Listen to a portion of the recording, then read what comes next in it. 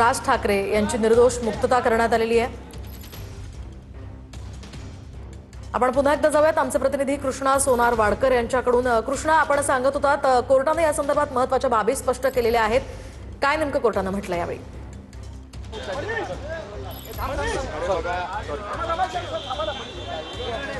मोहिनी, या सगळ्या प्रकारामध्ये राज ठाकरे यांच्यावरती महत्त्वाचा आरोप होता, तो म्हणजे या रेल्वे भरती मुक्तता झाली आहे। काय सांगायला केसबद्दल?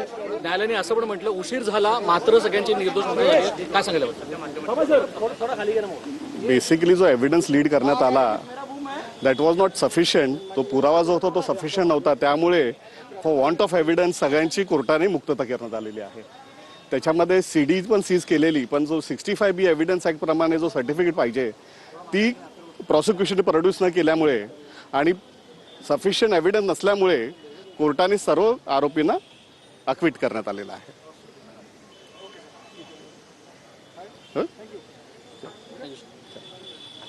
सर, खटला बरीच वर्ष चालला, त्यावरती देखील कोर्टाने काही टिप्पणी केली का? नाही, त्याच्याबद्दल काही टिप्पणी केली नाही। त्याच्यावरती काही टिप्पणी नाही।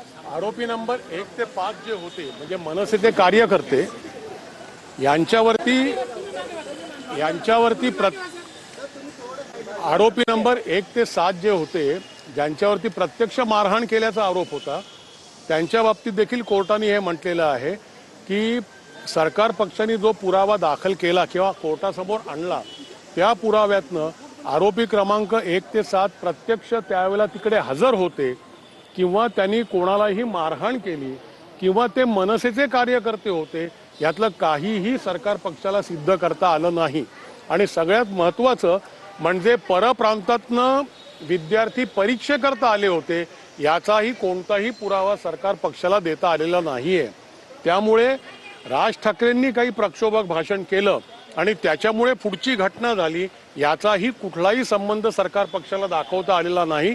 या सगळ्या कारणांमुळे सगळ्या आरोपींना निर्दोष सोडलेला आहे। राज ठाकरेंच्या ज्या चिथावणीखोर भाषणाचा उल्लेख करण्यात आलेला होता आणि पुरावा म्हणून तो ग्राह्य धरण्यासाठी सरकारकडून प्रयत्न केले गेलेले होते, सरकारकडनं प्रयत्न केले गेले, परंतु मगाशी जे साहेबांनी सांगितलं त्याप्रमाणे ती सीडी जी होती त्या सीडीला कवडीचीही किंमत देता येणार नाही, हे कोर्टाचे शब्द आहेत की त्या सीडीला कोणत्याही कवडीचीही किंमत देता येणार नाही।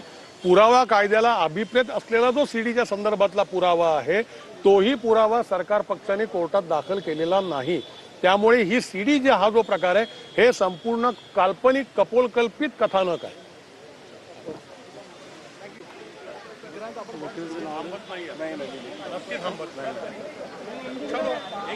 तर आपण पाहतो या ठिकाणी वकिलांनी दिलेल्या या प्रतिक्रियेनुसार सरकार पक्षाला कुठलाही पुरावा सादर करता आला नसल्याचं कोर्टाने म्हटलेलं आहे। होतं त्या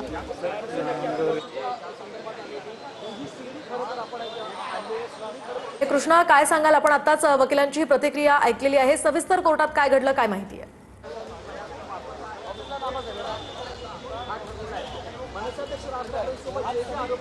मोहिनी, खरं तर दोन महत्त्वाच्या गोष्टी होत्या। 1 ते 7 जे आरोपी होते म्हणजे मनसैनिक होते ज्यांच्यावरती प्रत्यक्षात उत्तर भारतीय तरुण उमेदवारांना मारहाण केल्याचा आरोप होता, त्यांच्या विरोधातले सबळ पुरावे सुद्धा सरकारी पक्षाला कोर्टामध्ये मांडता आले नाही आहेत किंवा त्यांचा कशा पद्धतीने यामध्ये सहभाग होता आणि ते मनसेचे कार्यकर्ते आहेत हे देखील कोर्टामध्ये सिद्ध करता आलं नाही। त्याच्या खिशामध्ये केवळ मनसेचं कार्यकर्ते असल्याचं ओळखपत्र सापडलं म्हणून तो मनसेचा कार्यकर्ता आहे असं म्हणता येणार नाही, हे एक मुद्दा कोर्टाने स्पष्ट केला। आणि त्यानंतर मनसे अध्यक्ष राज ठाकरे यांच्यावरती जो काही आरोप होता तो आरोप महत्त्वाचा होता, तो म्हणजे हे सगळं घडलं ते फक्त राज ठाकरेंच्या चिथावणीखोर भाषणानंतर घडलं आणि म्हणून राज ठाकरेंचं चिथावणीखोर असलेलं भाषण किंवा प्रक्षोभक वक्तव्य असलेलं भाषण जे कोर्टामध्ये सरकारी पक्षानं सादर केलेलं होतं आणि जी सीडी कोर्टामध्ये देण्यात आलेली होती, तर एखादी सीडी ज्या वेळेला कोर्टामध्ये पुरावा म्हणून सादर केली जाते तर त्या सीडीच्या सोबत ज्या कॅमेरामध्ये ते सगळं शूटिंग झालेलं होतं त्या कॅमेऱ्याच्या मालकांकडनं म्हणजे ते जे ओनर असतात त्यांच्याकडनं 65Bचं सर्टिफिकेट सुद्धा सरकारी पक्षाला कोर्टामध्ये सादर करावं लागतं। मात्र या प्रकरणामध्ये सरकारी पक्षानं म्हणजे पोलिसांनी त्या सीडी सोबत 65Bचं हे सर्टिफिकेट जे आहे ते कोर्टामध्ये सादर केलं नव्हतं आणि म्हणून या सीडीला कवडीमोल किंमत सुद्धा देता येणार नाही अशा पद्धतीचा निर्वाळ जो आहे तो स्वतः न्यायाधीशाने दिलेला होता। फक्त सीडी कोर्टामध्ये सादर केली म्हणून तो पुरावा म्हणून ग्राह्य धरला जाऊ शकत नाही, तर त्याच्यासोबत ते सर्टिफिकेट अत्यंत प्रमाणित केलेले जे सर्टिफिकेट असतं ते अत्यंत महत्त्वाचं असतं आणि ते या प्रकरणामध्ये झालेलं नाही। आणि म्हणून राज ठाकरे यांचं प्रक्षोभक भाषण झालं आणि म्हणून त्या सगळ्या मनसैनिकांनी उत्तर भारतीय जे काही उमेदवार भरतीसाठी आलेले होते त्यांना मारहाण केली असं म्हणता येणार नाही। अशा दोन्ही बाबी ज्या आहेत त्या कोर्टानं खोडून काढलेल्या आहेत। 2008 पासून हे प्रकरण बरीच वर्ष कोर्टामध्ये प्रलंबित होतं, मात्र मागच्या 1.5-2 महिन्याच्या पूर्वीपासून हे सगळं प्रकरण जे आहे ते कोर्टामध्ये प्रत्यक्ष सुनावणीसाठी घेण्यात आलेलं होतं। राज ठाकरे 3 वेळेला या सगळ्या प्रकरणाच्या सुनावणीसाठी ठाणे कोर्टामध्ये हजर झाले।